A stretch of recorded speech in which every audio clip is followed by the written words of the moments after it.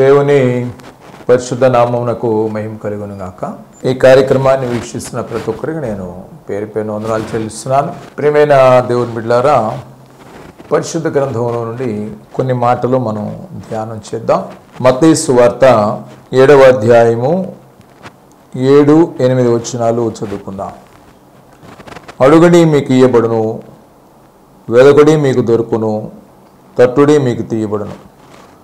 అడుగు ప్రతివాడును పొందును, వెదకవానికి దొరకును, తట్టువానికి తీయబడును. చిన్న మాట ప్రార్థన చేసుకుందాం.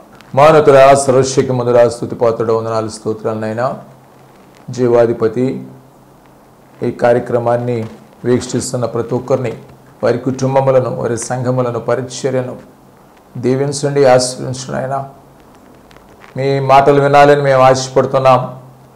మీ మాటల్లో శ్రేష్ఠత ఉంది, ధన్యత ఉంది, సమాధానం ఉంది, సంతోషం ఉంది. మీ మాటలే మమ్మల్ని స్వస్థపరచండి ప్రభువా. మీ మాటల చేత మా హృదయాలు నింపండి ప్రభువా. వీక్షిస్తున్న ప్రతి ఒక్కరూ ఏ హృదయాలైతే నీ సన్నిధిలో ఉన్నారో వారందరినీ దర్శించమని ప్రార్థన చేస్తున్నాను. అనారోగ్యంగా ఉంటే ప్రభువా స్వస్థతలు దయచేయ. అలాగే ప్రభువా వ్యాపారాల్లోనైనా వారికి వృద్ధి దయచేయనైనా. సమస్యల్లో కన్నిటితో వేదంతో ఉంటే సమాధానం దయచేయమని ప్రార్థన చేస్తున్నాను. అనారోగ్యంగా ఉంటే ప్రభువా ఇప్పుడే దర్శించి శిలలో మీరు కార్చిన రక్తం చేత ప్రోక్షించి ఒక నూతనమైనటువంటి ఆరోగ్యం, శక్తి, విడుదల దయచేయనైనా. యేసుక్రీస్తు మమ్మల్ని స్వస్థపరచగలడు అనే బలమైన విశ్వాసం వాళ్ళకు కలగచేయనైనా.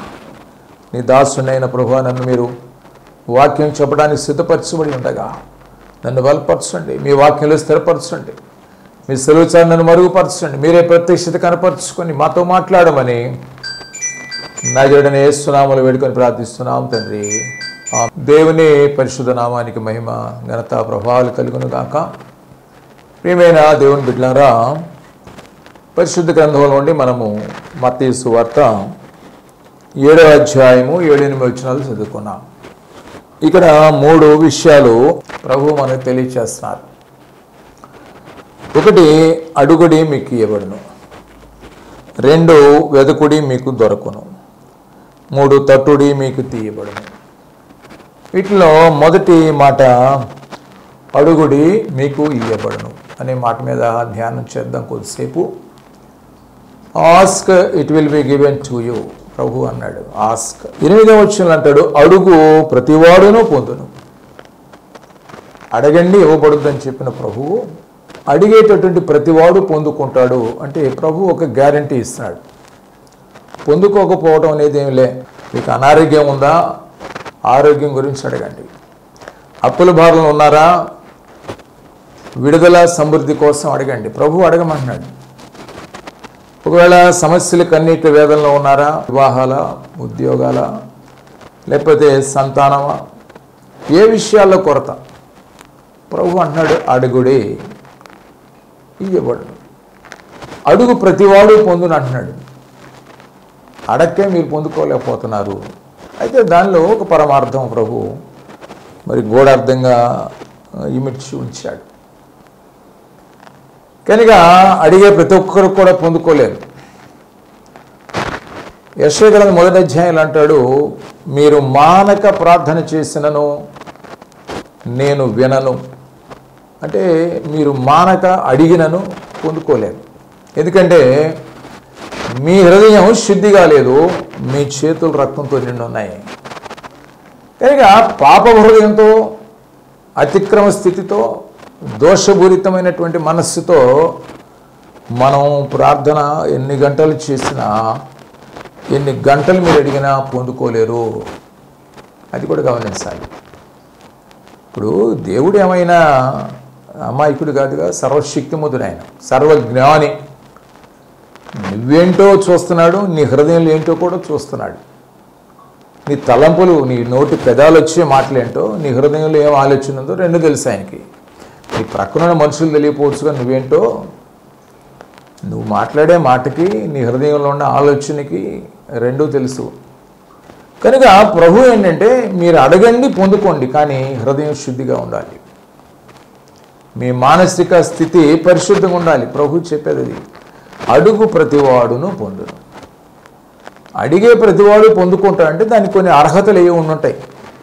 ఆ అర్హతలు ఉండి అడిగినాడు పొందుకుంటాడు ఖచ్చితంగా. అందుకనే ప్రతి క్రైస్తవుని దేవుణ్ణి అడుగుతానే ఉన్నాడు, ప్రార్థన చేస్తానే ఉన్నాడు. కానీ కొంతమంది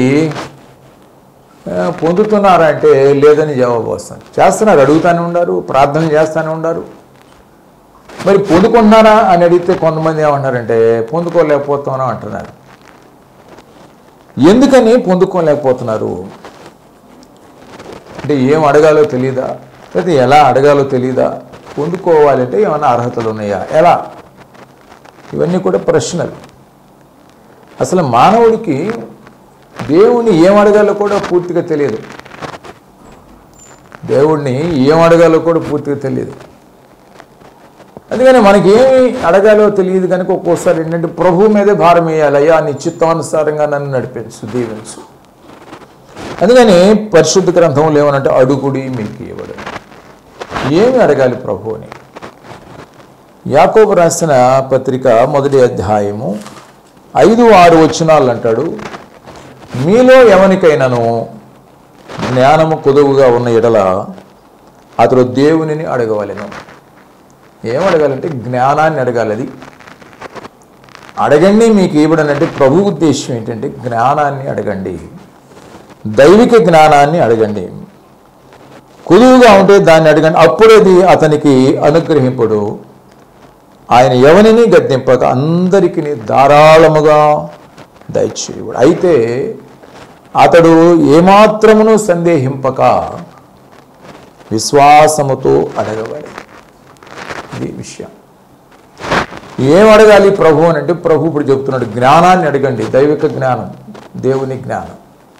అడిగేది కూడా ఎట్లాగంటే మీరు సందేహింపక, ఏమాత్రమును సందేహింపక అన్నాడు, అడగండి. అది కూడా విశ్వాసంతో. 2 విషయాలు, సందేహించొద్దు, పరిపూర్ణ విశ్వాసంతో అడగండి. అప్పుడు మీకు అవన్నీ కూడా అడుగవలను, అనుగ్రహింపు, ధారాళంగా దయచేస్తాడట. కానీ జ్ఞానాన్ని అడగాలి. ప్రియమైన దేవుని బిడ్డలారా, మరొకటి ఏంటంటే మన జీవితాల్లో కూడా చాలామంది మనము ఈ లోకాన్ని మొత్తాన్ని సంపాదించుకోవాలి, నా ప్రాణమా తినుము త్రాగుము సుఖించుము అన్నాడు. విస్తారంగా ధాన్యం పండింది, గాదులను ఎక్కువగా పెంచమన్నాడు. ఇది ఈ లోక సంబంధమైన ఇవన్నీ పోగు చేయటానికి ప్రయత్నపడుతున్నాడు. ప్రాణంతో చెబుతున్నాడు తినుము త్రాగుము సంతోషించుము. దేవుడు అంటున్నాడు ఈ రాత్రి నీ ప్రాణాన్ని అడుగుతున్నారు, ఇవన్నీ ఎవరికి చెందుతాయి? అతను ఏమనంటే వెర్రివాడ అన్నాడు. దేవుడు ఏమన్నాడు? వెర్రివాడ అంటే అది ఈ లోక జ్ఞానం. అతను ఏమనుకుంటే నేను చాలా కాలం జీవిస్తాను, నాకు సమృద్ధి ఉంది, దీన్ని నేను అనుభవిస్తాను అనుకుంటున్నాడు. ఈ రాత్రే పిలుస్తాడు దేవుడు, ఈ రోజే పిలుస్తాడు. ఎవరివి ఇవన్నీ? ఎవరికి అంటే అతనికి జ్ఞానం లేదు. వెర్రివాడ అన్నట్టు జ్ఞానం లేదు, ఇది దైవిక జ్ఞానం లేదు. అందుకే అంటాడు 90వ కీర్తన 12వ వచనం అంటాడు, మాకు జ్ఞాన హృదయము కలుగునట్లుగా చేయము. ఇది మోషే చేసిన ప్రార్థన. అయ్యా మాకు జ్ఞాన హృదయం కలుగునట్లుగా చేయము. ఏం జ్ఞానం కావాలంటే ఆయనకి? మా దినములు లెక్కించుట మాకు నేర్పము. ఇది ఈనాడు ప్రతి మనుష్యుడు తెలుసుకోవాల్సినటువంటి జ్ఞానం ఏంటంటే మన దినాలు తరిగిపోతున్నాయి. ఇప్పుడు నువ్వు 30వ రోజు పుట్టినరోజు జరుపుకున్నావు, నీకు 100 ఏళ్ళు ఆయుష్ దేవుడు ఇచ్చాడు. 30వ రోజు పుట్టినరోజు జరుపుకుంటూ నీకేం జ్ఞాపకం రావాలంటే ఇక నాకు 70 ఉందని జ్ఞాపకం రావాలి. Birthday, happy birthday, happy birthday, సంతోషించు, మంచిదే. దేవుడు ఇచ్చిన ఆయుష్ అది. దేవుడు ఇస్తేనే 30 చేసుకోగలిగావు. నీకంటే చిన్న చిన్న వాళ్ళు కూడా వెళ్ళిపోయి ఉంటారు. కానీ 30 బర్త్డే చేసుకుంటున్నామంటే అర్థం ఏంటి? ఇది ఆయుష్ ఇచ్చాడు, కానీ నాకు 70 మిగిలింది అని దీన్ని జ్ఞాపకం చేసుకుని దగ్గరలో ఉన్నాను. ఈ ఆయుష్ స్థిరంగానే నేను ఎక్కడికి వెళ్ళాలి? 2 ఉన్నాయి, ఎటర్నల్ లైఫ్స్, నిత్య జీవము, నిత్య నరకం. ఇక్కడ ఎక్కడికోటి వెళ్ళాలి. ఇది తెలుసుకొని జాగ్రత్తగా పవిత్రంగా బ్రతకటం జ్ఞానం. అందుకే మాకు జ్ఞాన హృదయము కలిగచేయ అన్నాడు. మా దినాలు లెక్కించడం మాకు నేర్పించు. ఇది జ్ఞానం. కానీ దేవుణ్ణి ఏమంటే మనం జ్ఞానం అడగాలి. దావీదు అంటాడయ్యా నాలో ఉన్న దోషములు నాకు తెలియపరిచయ్యా. నేను వాటిని తెలుసుకుంటే సరిదిద్దుకుంటాను. ఇది ఇట్లా అడగటం కూడా జ్ఞానమే.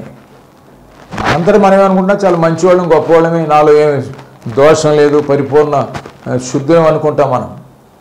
మనలో ఏమేమి ఉన్నాయో ప్రభువుకు తెలుసు. మనకు జ్ఞాపకం లేనివి కూడా ప్రభు జ్ఞాపకం చేస్తాడు, అడిగితే సరిదిద్దుకుంటాం. ప్యూర్ జ్ఞానం అది. ప్రభువుని అడిగి సరిదిద్దుకోవటం జ్ఞానం. కొంతమంది గద్దించినా కానీ వాళ్ళు మూర్ఖులు సరిదిద్దుకోరట, ఎందుకంటే అజ్ఞానం. అందుకని మనం ఏం అడగాలంటే, అడుగుని మీకు ఇవ్వడు ప్రభువే ఉన్నాడు. ఏం అడగాలంటే మీరు జ్ఞానాన్ని అడగండి, మీరు దాన్ని దేవుడు మీకు అనుగ్రహిస్తాడు, జ్ఞాన హృదయం. అందుకే మోషే కూడా అందుకే అంటాడు, మాకు జ్ఞాన హృదయము కలగచ్చు. అలాగే పౌలు గారు కూడా కొరింథీ సంఘానికి రాస్తూ, మొదటి పత్రిక, ఆయన మొదటి పత్రికలో కూడా మొదటి అధ్యాయము 26వ వచనం అంటాడు, సహోదరులారా మిమ్మల్ని పిలిచిన పిలుపును చూడి మీలో లోకరీతిని జ్ఞానులైనను ఘనులైనను. ఇది లోకరీతి జ్ఞానం. లోకరీతి జ్ఞానులైన ఘనులైన గొప్ప వంశం వారని అనేకులు పిలవబడలేదు. ఈ లోక జ్ఞానం కలిగిన వాళ్ళని ఆయన పిలవలేదంటే కానీ మీరు ఆయన జ్ఞానులను సిగ్గుపరచుటకు లోకములో ఉండి వెర్రివారిని దేవుడు ఏర్పరచు. కనుక ఆయన లోకరీతి ఉండే జ్ఞానుల్ని ఆయన పిలవలే. ఆయన చిత్తంలో ఎవరన్నా ఆయన పిలిచాడు. కనుక ఈ లోక జ్ఞానం వ్యర్థం. అలాగే 2వ అధ్యాయం మొదటి వచ్చినాడు, సహోదరులారా నేను మీ యొద్దకు వచ్చిన వాక్చాతుర్యముతో కానీ జ్ఞానాతిశయంతో కానీ, అయితే ఈ లోక సంబంధం జ్ఞానాతిశయంతో కానీ దేవుని మర్మను మీకు ప్రకటించడం వచ్చిన వాడును. అంటే ఈ లోక జ్ఞానంతో మీకు సువార్త ప్రకటించ వచ్చినవాడిని కాదు, ఈ లోక జ్ఞానంతో నేనే ప్రకటించగలను అంటాడు పౌలు. దేవుని జ్ఞానం చేత నింపబడ్డప్పుడు నేను ప్రకటించగలను. అందుకని అంటాడు, యేసుక్రీస్తును అనగా సిలువ వేయబడిన యేసుక్రీస్తును తప్ప మరి దేనిని మీ మధ్య అరుక్కుందని నిశ్చయముగా. ఎప్పుడు సిలువనే చూస్తూ ఉంటాడు పౌలు. సిలువలో వేలాడు యేసు. ఎందుకు వేలాడాడు ఆయన? సిలువను వేలాడు ప్రతివాడు శాపగ్రస్తుడు. ఆయన శాపగ్రస్తుడానికి ఆయనలో ఏ శాపం, దోషం, పాపం లేదు. ఆయన శాపగ్రస్తుడు కావడానికి కారణం అంటే మనందరి పాపం ఆయనపై వేయగా ఆయన పాపం ఆయన, శాపం ఆయన. అదే చూస్తున్నాడు. అయ్యా మా అందరి పాపములు నీపై వేసుకుని ఎంత ప్రేమయ్యని ఆ యేసుక్రీస్తుని వేలాడుతున్న సిలువ వేయబడిన యేసుక్రీస్తునే చూస్తున్నాడు. అది జ్ఞానం. యేసునే చూడాలి మనం. జ్ఞానం గలవాళ్ళు ఎప్పుడు కూడా లోకాన్ని చూడరు కానీ యేసునే చూస్తారు. అలాగే ప్రియమైన 6వ వచనం అంటాడు, అక్కడే కొరింథీ సంఘం రాసిన మొదటి పత్రిక 2వ అధ్యాయం 6వ వచనం అంటాడు, పరిపూర్ణులైన వారి మధ్య జ్ఞానమును బోధించుతున్నాము, అయితే ఈ లోక జ్ఞానము కాదు. పౌలు గారు అంటాడు, జ్ఞానాన్ని బోధిస్తున్నాం కానీ అది ఈ లోక జ్ఞానం కాదు. నువ్వు ఏ జ్ఞానాన్ని అడగాలంటే దైవిక జ్ఞానాన్ని అడగాలి, ఈ లోక జ్ఞానం కాదు. ఈ లోక జ్ఞానము కాదు, నిరర్ధకులైపోవచ్చున్న ఈ లోకాధికారుల జ్ఞానమును కాదు కానీ దేవుని జ్ఞానము మర్మమైనట్లుగా బోధించు. ఈ జ్ఞానము మరుగై ఉండెను. ఈ మరుగైన జ్ఞానాన్ని మనం అడగాలి. అది అడుగుడి మీకు ఇవ్వండి అంటే, మీరు నీ కొరకు అడుగుతావు, నీ భార్య కొరకు అడుగుతావు, లేకపోతే స్త్రీ అయితే నీ భర్త కొరకు అడుగుతావు, నీ బిడ్డల కోసం అడుగుతావు, మీకు ఏం కావాలి కుటుంబాలను అడుగుతాను ఉంటారు. రోజు అదే ప్రార్థన. మీ కుటుంబం కోసం మీ కొరకు అడుగుతుంటారు, కరెక్ట్. కానీ దేవుడు ఏమన్నంటే మీ సొంత కార్యములు మాత్రమే కాక, ఫిలిప్పీ సంఘం రాసిన పత్రిక 2వ అధ్యాయం 4వ వచనం అంటాడు, మీ సొంత కార్యములు మాత్రమే కాక ఇతరుల కార్యాలు కూడా చూడండి. అంటే 10 ఆజ్ఞలను యేసు 2 ఆజ్ఞలు చేస్తాడు. దేవుని ప్రేమించమన్నాడు, రెండోది పొరుగు వారిని ప్రేమిస్తున్నాడు. ఇతరుల కార్యాలు కూడా చూడండి, నిన్ను వల్లే నీ పొరుగు వారిని ప్రేమించము, అది ఆజ్ఞ. కనుక ప్రేమైన కూడా అది జ్ఞానం. ఆ జ్ఞానం ఏంటంటే పొరుగు వారిని మనం ప్రేమించి పొరుగు వారి కొరకు మనం ప్రార్థన చేస్తే వారికి ఎవరికి చేసిన నీ ప్రార్థన బట్టి నిన్ను ఆశీర్వదిస్తాడు. అది స్తోత్రం. యేసుప్రభువు వారు ఒక ఇంటి లోపలికి వెళ్ళినప్పుడు అక్కడంతా కూడా చాలామంది గుంపుగా ఉండి లోపలికి వెళ్ళడానికి వీలు కానప్పుడు కొంతమంది వ్యక్తులు, 4 వ్యక్తులు ఒక రోగిని ఉన్న మంచం తీసుకుని లోపలికి వీలు పడకపోతే ఇంటిపైకి వెళ్ళి పెంకులు పొదిసి అక్కడి నుంచి కిందకి యేసుప్రభువు వారు ఉన్న చోటు కిందకి దింపారు. యేసయ్య రోగిని చూసి అంటాడు, వారి విశ్వాసమును బట్టి నీ పాపములు క్షమిస్తున్నామని రోగితో అన్నాడు. అంటే నిన్ను ప్రయాసతో దింపారే. ఎందుకు దింపారంటే నేను నిన్ను స్వస్థపరచగలను అని వాళ్ళు నమ్మారు. నమ్మి నీ కొరకు ప్రయాసపడ్డారు కనుక వాళ్ళ యొక్క ప్రయాసాన్ని వాళ్ళ ప్రార్థన బట్టి నీకు స్వస్థ. అంటే మనం ఇతరుల కొరకు ప్రార్థన చేసినప్పుడు వాళ్ళకి కూడా కార్యాలు జరుగుతాయి. నువ్వు ప్రార్థన చేసావు కనుక నీకు కూడా దేవుడు ఆశీర్వదిస్తాడు. ఇది స్తోత్రం. అందుకని దేవుని జ్ఞానం ఏంటంటే ఇతరుల కొరకు మనం ప్రార్థన చేయాలి. మనం సొలొమోను జ్ఞాపకం చేసుకున్నప్పుడు ఇప్పుడు రాజుల మొదటి గ్రంథము 3వ అధ్యాయం 9వ వచనం నుండి జ్ఞానం గురించి ఇక్కడ మళ్ళీ మనకు జ్ఞాపకం చేస్తున్నాం. పరిశుద్ధ ఎంత గొప్పదైన నీ జనమునకు న్యాయము తీర్చగలవాడు ఎవడు? కాబట్టి నేను మంచి చెడ్డలు వివేచించి నీ జనులకు న్యాయము తీర్చినట్లు నీ దాసునే నాకు వివేకము గల హృదయమును దయచేయండి. సొలొమోను అడిగింది. అడుగుడి మీకు ఇవ్వండి అన్నప్పుడు సొలొమోను ఏమడిగాడంటే వివేకం గల హృదయం దయచేయండి, జ్ఞాన హృదయం. సొలొమోను అడిగింది అది దేనికోసం ఉంటుంది?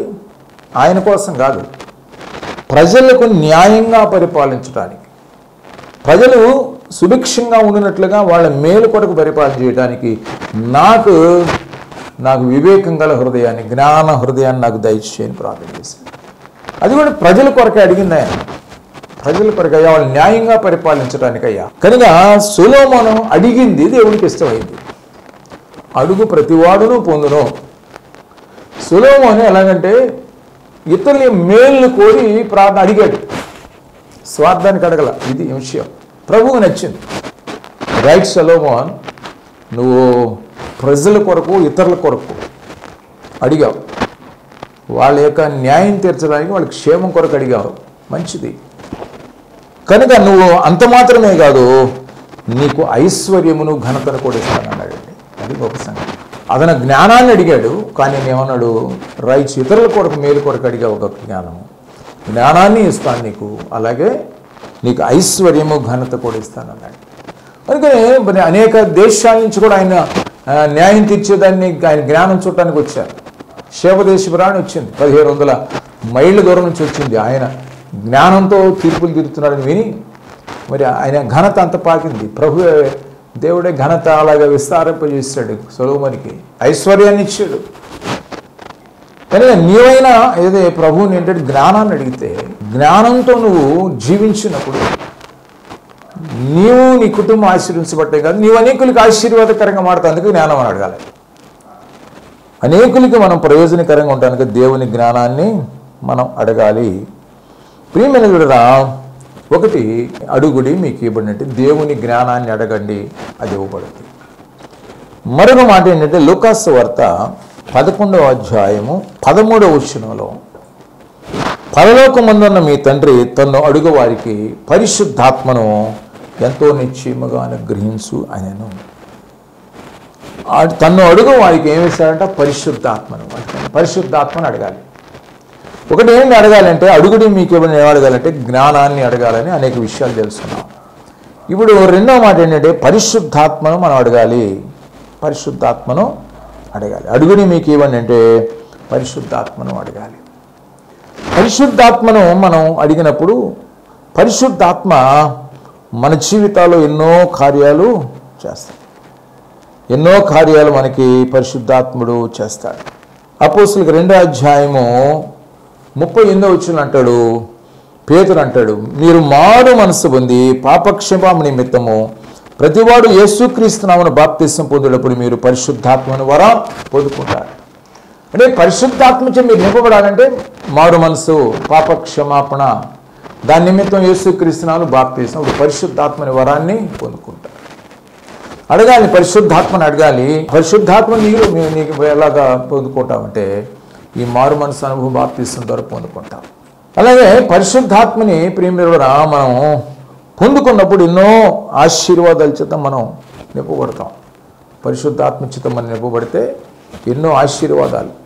మీకు మాట జ్ఞాపకం చేస్తాను. స్టెఫెన్ అయితే అపోస్తలుల కార్యము 7వ అధ్యాయంలో 54వ వచనం అంటాడు, వారి మాటలని కోపంతో మండిపడి అతన్ని చూచి పండ్లు కొరికిరి, అయితే అతడు పరిశుద్ధాత్మతో నిండుకొనిన వాడై. పరిశుద్ధాత్మని మీరు పొందుకుంటారు అడిగితే నిశ్చయంగా ఎలాగంటే మారు మనసు బాప్తిస్మం ద్వారా పరిశుద్ధాత్మ అనే వరం వస్తుంది మీకు.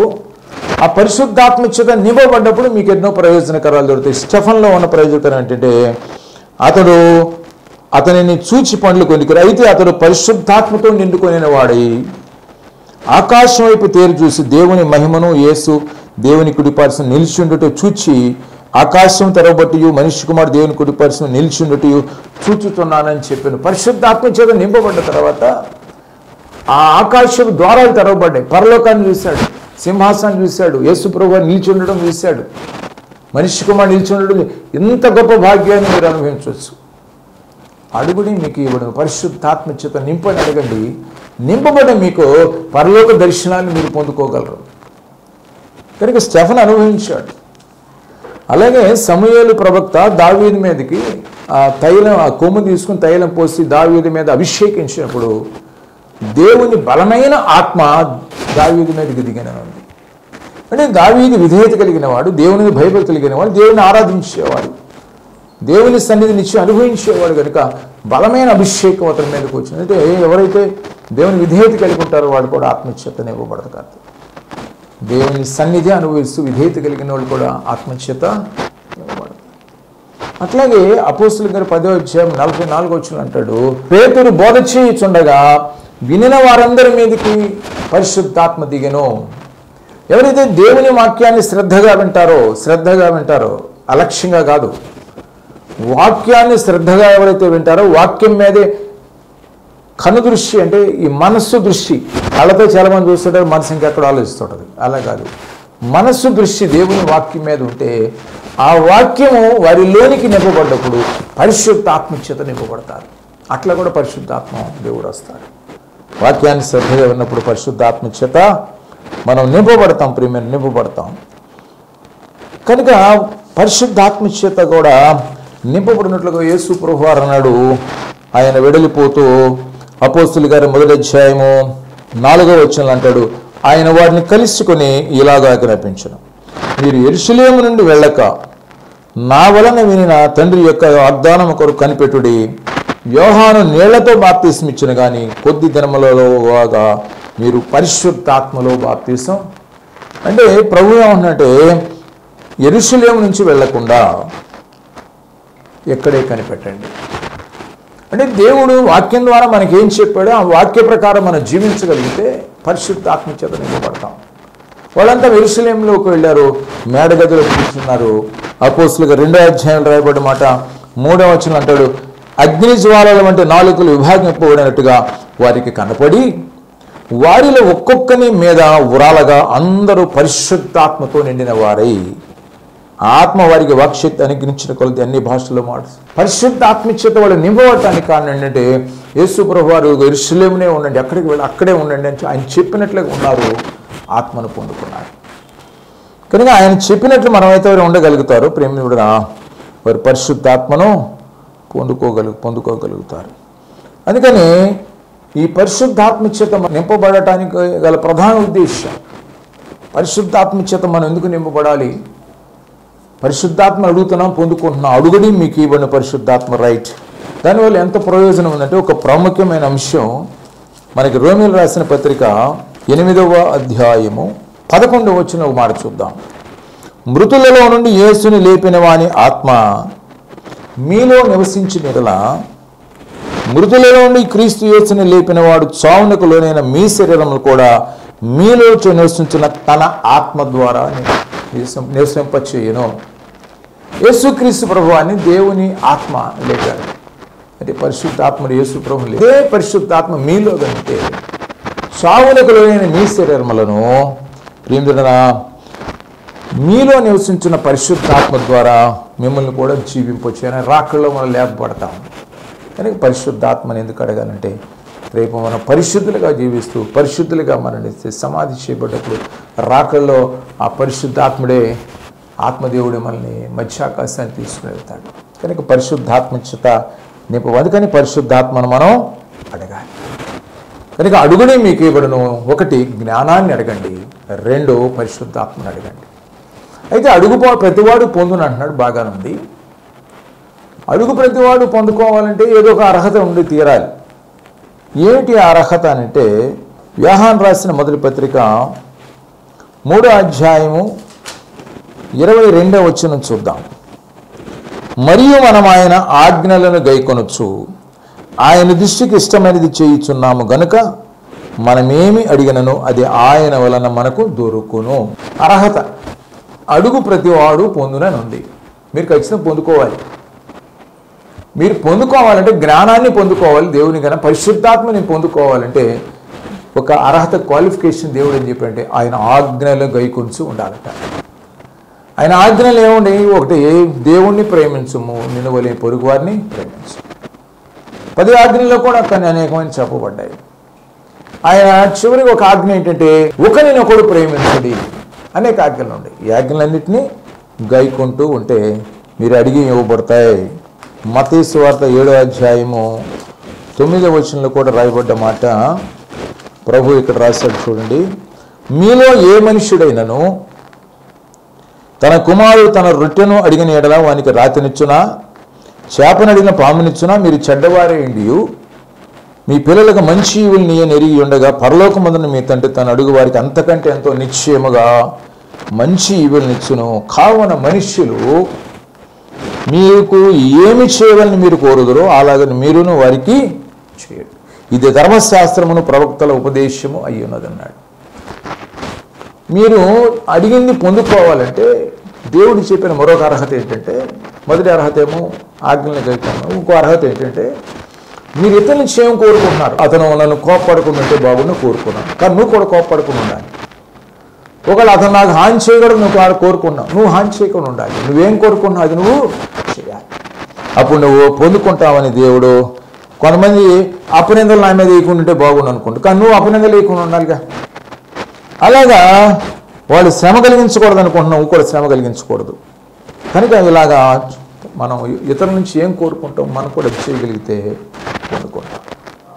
అలాగే ప్రేమికుడా మరొకటి ఏంటంటే మనము మత్తయి సువార్త అక్కడ 21వ అధ్యాయము 22వ వచనం అంటాడు, మరియు మీరు ప్రార్థన చేయనప్పుడు వేటిని అడుగుదురో అవి దొరికినవని నమ్మిన ఎడల మీరు వాటన్నిటినీ పొందుదురు. ఇది చాలా ఇంపార్టెంట్. నువ్వు ప్రార్థన చేసేటప్పుడు అనుమానం ఉండకూడదు. 100 ఏళ్ల వయసుప్పుడు అబ్రహాము సందేహింపక దేవుణ్ణి అడిగాడు. అందుకని అతనికి అది నీతిగా చూడండి. సందేహింపక ప్రేమికుడా ఆయన మరి కంటికి కనపడిన వాటిని కూడా నమ్మకంగా అడిగాడు. అందుకని మనం ఏంటంటే ఏదైతే నువ్వు అడుగుతున్నావో అది దేవుడిని ఇచ్చాడని నమ్మి ప్రార్థన చేయమన్నప్పుడు దొరుకుతాయి. అలాగే మార్క్స్ వార్త 11:26-24 వచ్చి అంటాడు, ఏదైనా మనం పొంది ఉన్నామని నమ్మండి అన్నాడు. ఎస్, పాలెంచు ప్రార్థన అదే. ఏది కావాలని ఆయన ఎస్ నువ్వు ఇచ్చావని ఆయన థ్యాంక్స్ అని చెప్తుంటాడు. తర్వాత ప్రియమిత్రుడిన యోహాను సువార్త 16:23-24 వచ్చిన అంటాడు, మీరు ఏదడిగినా తండ్రిని అడగండి, అది నా పేరట నా నామంలో అడగండి అంటాడు. యేసుక్రీస్తు నామంలో అడగాలి. ఆయనే మార్గం. తండ్రిని అడగాలి, మనం ఆయన నామంలో అడగాలి. కనుక ప్రేమించి ఉంటాడా మీరు అడుగుడి మీకు ఇవ్వబడును. ఏం అడగాలంటే జ్ఞానాన్ని అడగాలి, అలాగే పరిశుద్ధాత్మను అడగాలి. దాని క్వాలిటీస్ అంటే ఆయన ఆజ్ఞల్ని గైకుంటూ అడగాలి, పరిపూర్ణం నమ్మి అడగాలి. నువ్వు ఇతరుల గురించి ఏం ఆశిస్తున్నావు నువ్వు కూడా అది చేస్తూ అడగాలి. యేసుక్రీస్తు పేరట అడగాలి, ఆయనే మార్గం. కనుక తండ్రిని అడగాలి, కానీ యేసుక్రీస్తు నామములో అడుగుతున్నామని అడగాలి. ఈ రీతిగా మనం చేయగలిగితే దేవుడి నుంచి సమృద్ధిగా మనం పొందుకోగలం. దేవుడు మిమ్మలను మీ కుటుంబాలను సమృద్ధిగా ఆశీర్వదించునుగాక. మీ అందరికీ కూడా వందనాలు.